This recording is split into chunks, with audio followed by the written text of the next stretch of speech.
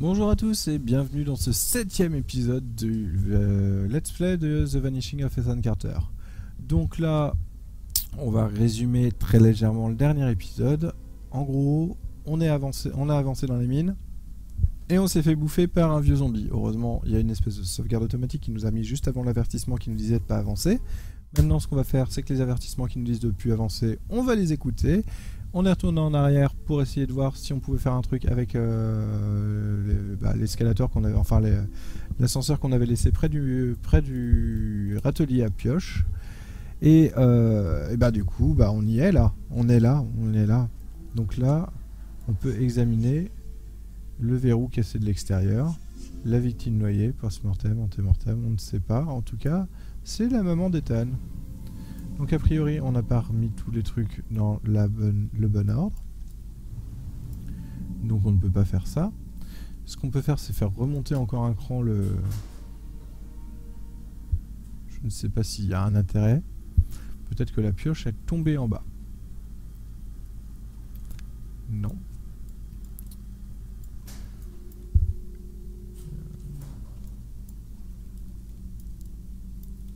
Bon. Bref, donc a priori il va falloir retrouver la pioche, la remettre, et puis on sait que la pioche est dans un endroit où il fait noir. C'est cool, hein. Alors, si j'arrive à... Prospero. Voilà, donc la pioche est dans un endroit où il fait noir, ce qui nous avance énormément, comme vous pouvez le constater. On va donc rebaisser ça, parce qu'on ne va pas laisser les cadavres qui se baladent. Et on va... aller chercher la pioche, donc on va chercher un endroit où il fait noir et où il peut y avoir une pioche. Bon. Là, a priori, c'est mort. Je sais pas si on peut essayer de foncer dedans avec le petit train, on va peut-être essayer de faire ça pour voir si on peut dégager les cailloux ou pas. Ça m'étonnerait, hein, à mon avis on va péter le truc, mais bon...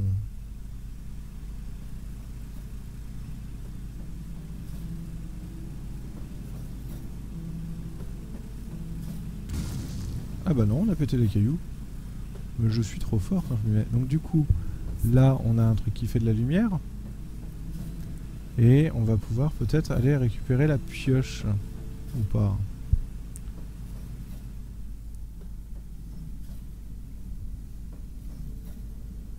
Ça n'a pas l'air gagné quand même.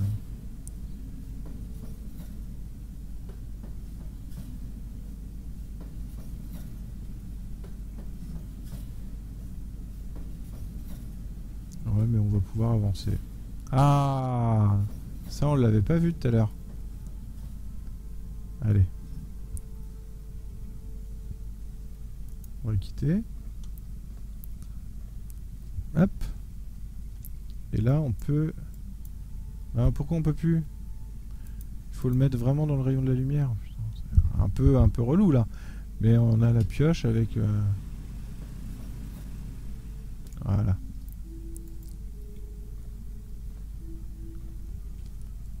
Voilà, donc là maintenant qu'elle est en pleine lumière, on va pouvoir prendre la pioche. Donc ils ont pété l'alimentation électrique, donc ça c'est super cool, comme on peut s'en douter. Hein? Et on va continuer à avancer, donc, vers leur atelier à pioche. On a mis la pioche. Donc peut-être que maintenant on peut toucher le cadavre et savoir ce qui s'est passé. Et oui, suffisait d'une pioche. Suffisait d'une pioche un matin. Oh là là là là. Ouais, je sais. Hein. Toujours niveau musique, ça va pas mieux. Alors, des petites étincelles. Il y en a une qui se pose là. Donc ça, c'était le papa. Le papa, la maman. Et les deux autres, elles sont là.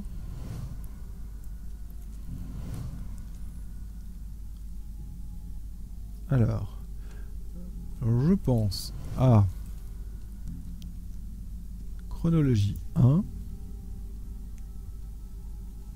2, 3,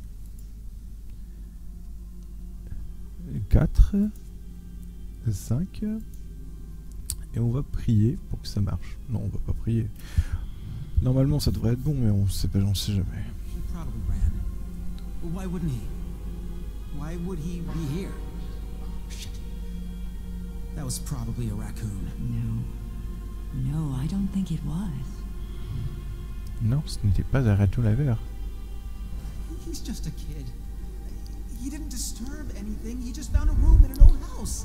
That's it. Oh boy, is the price. I'm going up there. The sleeper must not sleep.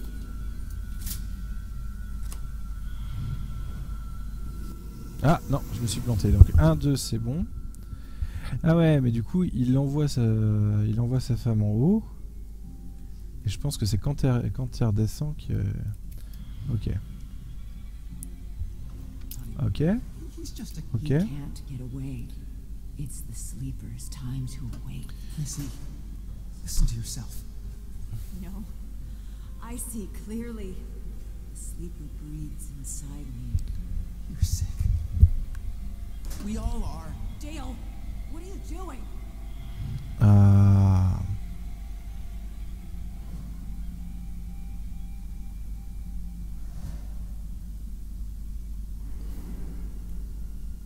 Dale!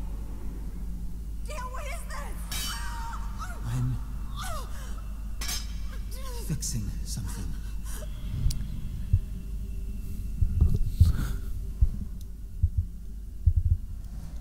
Dale, you miserable coward!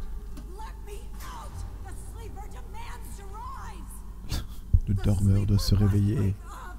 The sleeper must wake up! Là, pour le coup, c'est un vrai clin d'œil à Dune, ça. Le dormeur doit se réveiller. Parle-moi de l'eau qui coule sur ta planète, Muad'Dib. Bref. Je pense pas que ce soit quand même un clin d'œil... Enfin, la phrase est exactement la même, mais bon. Bon, c'est pas... Est-ce que c'est Lovecraftien? Est-ce que c'est pas Lovecraftien? Ça ressemble plutôt à du Shining, hein. C'est en... C'est pas entièrement non plus... l'horreur Lovecraftienne comme on pourrait s'y attendre. Mom?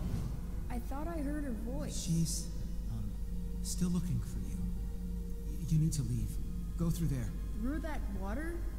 It kind of looks like it's boiling. No, it's just a simple chemical reaction. It's not actually boiling. I'll deal with your brother. Just go now. D'accord. Donc maintenant on sait que Travis, enfin on s'en doutait un petit peu, hein, que He Travis killed c'était... his wife. She was no longer who she once was.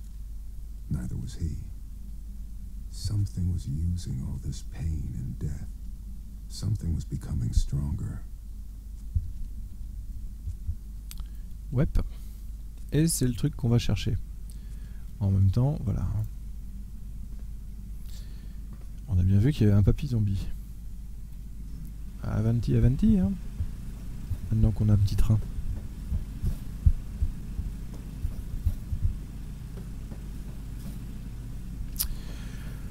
Donc là c'est la cache du papy zombie. Donc on va éviter. On va regarder un petit peu partout s'il n'y a pas des trucs, mais bon pour le moment je ne vois pas grand chose, par le train qui secoue. Et Ethan nous a parlé du truc avec de l'eau qui bout, donc on va essayer d'y aller, on va voir. Alors peut-être que maintenant que j'ai fait ça,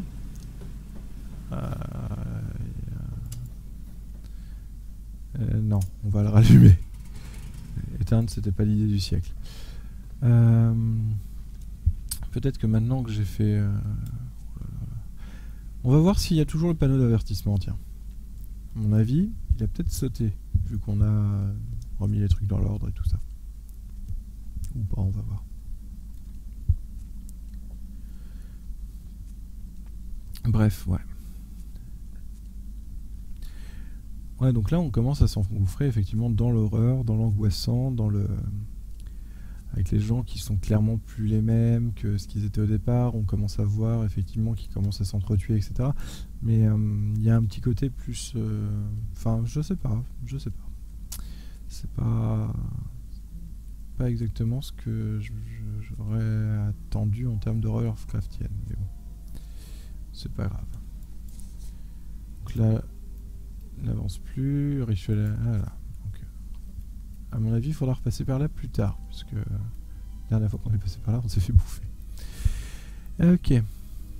Donc on va continuer notre petit tour en petit train, hein, parce qu'a priori dans ce jeu ils aiment bien les petits trains. Donc on va enchaîner les petits trains. Si on arrive à monter tous ces escaliers. C'est long quand même, hein, c'est long, c'est long. Elle est immense cette mine. Il y a 6 pélos qui ont une mine qui fait au moins 3 fois la taille de la France. Pas de souci. Ok.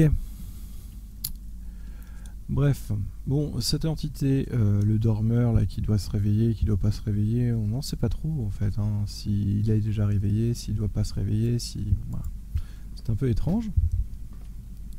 Mais en tout cas, cette entité est un peu bizarre, a l'air de contrôler, de pervertir les esprits et de ce que pense Prospero, en tout cas, de se nourrir de la haine des gens et tout ça. Bon.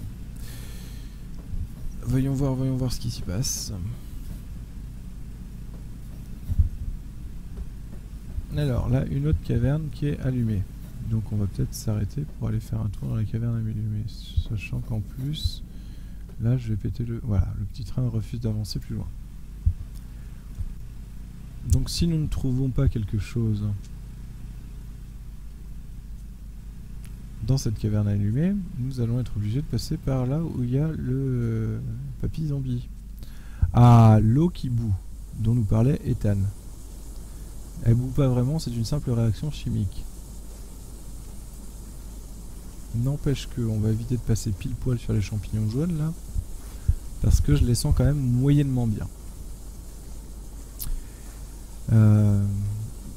Là pour le coup on arrive vraiment dans des trucs un peu plus glauques et sur des trucs qu'on commence à ne pas comprendre. Même si le père nous a donné une explication, on ne comprend pas bien ce qui s'y passe ici. Je ne suis pas expert en mines, donc c'est peut-être un phénomène tout à fait naturel dans la plupart des mines du monde, mais pour moi ça me paraît très très étrange. I could feel two kinds of darkness here in Red Creek Valley. Là qui sont deux The maintenant. first you walked into, and with any luck, walked out of. But the other darkness was deeper, stickier, unknowable, and it wanted me to leave. Ok, bon. S'il pouvait arrêter de parler par énigme, ça m'arrangerait. Ouais, donc là on sort. Ah, et pour une fois, la touche se baisser sert. Et là, on ne rigole plus, on s'est servi de toutes les touches du jeu, je crois bien.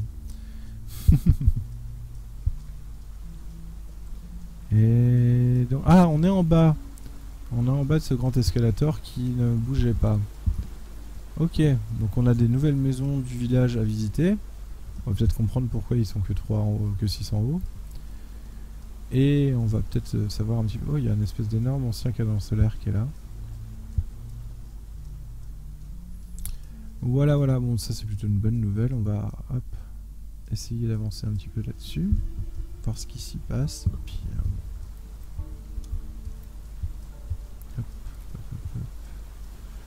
bon, c'est pas gagné pour rentrer dans cette maison-là. Non, hein. C'est pas gagné du tout même. Les murs invisibles. Non, je ne peux pas passer à travers les buissons. Ils sont trop touffus. Donc voilà. Hop, par ici. Est-ce qu'il n'y aurait pas un truc au-dessus du cadran solaire? On va explorer un petit peu, hein, tant qu'à faire. Au polaire. Il n'y a pas l'air, il n'y a pas l'air. Continuons, continuons. Une maison ouverte dans laquelle nous pouvons nous engouffrer et examiner des choses. Une boîte accrochée au mur, décoration en forme de hache. Ah. Qui c'est qui parlait de Shining tout à l'heure? Hein? Ouais, c'est Bibi. Hein.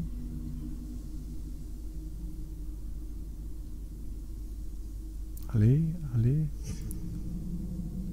La hache, elle est dans un coin paumé à côté d'un taxi, à côté d'une flaque de sang et d'un cadavre. Le cadavre du père. Parce que du coup, Travis a dû lui tomber dessus et le tuer. Parce qu'ils sont en train de s'entretuer un par un à tout bout de champ. depuis le début. Sauf qu'on a dû voir le dernier meurtre, je pense. Alors, il y a trop forcé désespoir, colère. La porte a été défoncée. Chérie, je suis rentré. Voilà, c'est ça. C'est Shining. Ils nous ont rejoué Shining. Pot à crayon renversé. Accessoires éparpillés.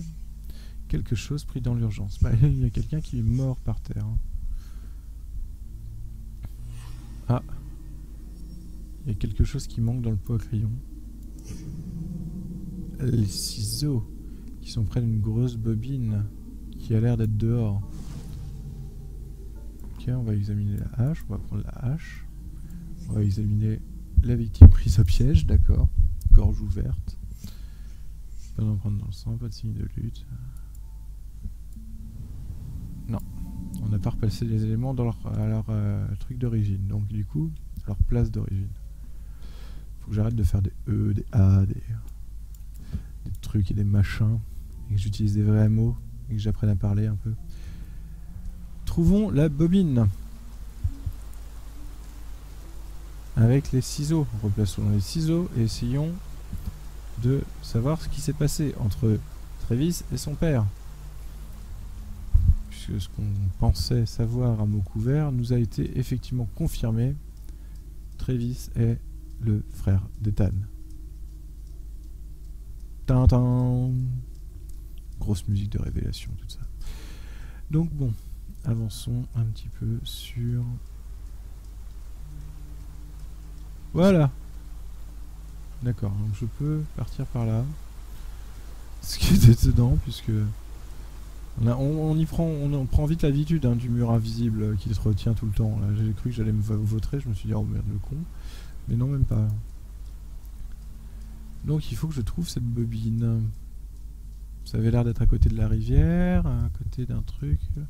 Il y a l'air d'avoir beaucoup de câbles par ici. J'ai bien entendu un bruit bizarre. J'ai entendu un bruit bizarre quand je suis passé dans le coin? Peut-être. Donc là c'est les fils électriques, donc c'est pas ça.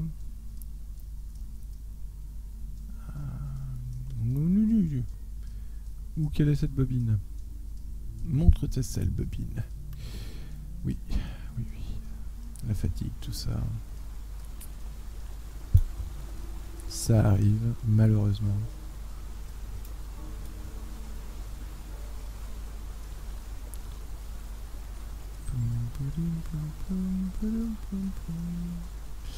Ok, bon. Ah, on peut aller par là. On ne peut pas traverser. Là-bas non plus, je pense. Ah tiens, j'avais pas vu ça, cette espèce d'énorme... Bah c'est de là où je viens. Zozo. C'est de là d'où je viens. Mais bon, par contre, je ne trouve pas de bobine. Je ne trouve pas de bobine, donc encore moins de ciseaux. Il me faut les ciseaux.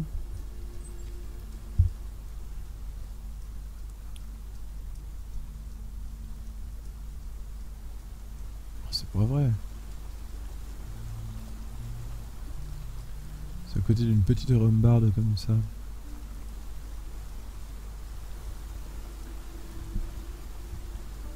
Près de la rivière, dans un charmant décor bucolique. Allez, hop. On va se refaire un coup de vision.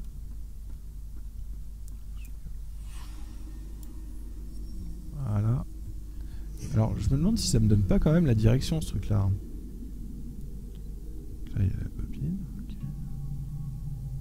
Il y a un mur derrière. Elle a l'air d'être dans un élévateur. Elle est dans un élévateur, la bobine. Donc c'est l'élévateur, le grand élévateur là-bas. Mais il est en haut le truc, non? Il est en bas? Ah, dites-moi qu'il est en bas. S'il vous plaît, il est en bas. Il est en bas, voilà. Et voilà, quand on fait un peu plus attention aux détails, tout de suite ça marche mieux. On peut prendre les ciseaux. Donc là ça a été réparé à la treux. Et là par contre on va pouvoir remonter ensuite par là. Ça c'est plutôt une bonne nouvelle. Pas se refarcir la mine parce que le coup du papy zombie, moi il m'est resté un petit peu sur les dents. Donc bon, je vais aller replacer les ciseaux tranquillement et je vous propose d'essayer de refaire la chronologie dans le prochain épisode. Prochain épisode qui sera normalement l'épisode 8, si je ne me trompe pas, du let's play de The Vanishing of Ethan Carter. Donc, je vous souhaite une excellente journée, une excellente soirée, suivant l'heure à laquelle vous regardez la vidéo. Si vous avez aimé, n'hésitez pas à mettre un pouce bleu. Si vous n'aimez pas, n'hésitez pas à mettre un pouce rouge. Si vous voulez communiquer avec moi, n'hésitez pas à aller sur les réseaux sociaux, Facebook, Twitter. N'hésitez pas non plus à laisser des commentaires dans la vidéo pour me dire ce que vous avez aimé, ce que vous n'avez pas aimé, ce que vous préférez, ce que vous voulez que je fasse. Et j'espère qu'on va se retrouver très très bientôt et de plus en plus nombreux. Allez, je vous dis à bientôt et salut salut!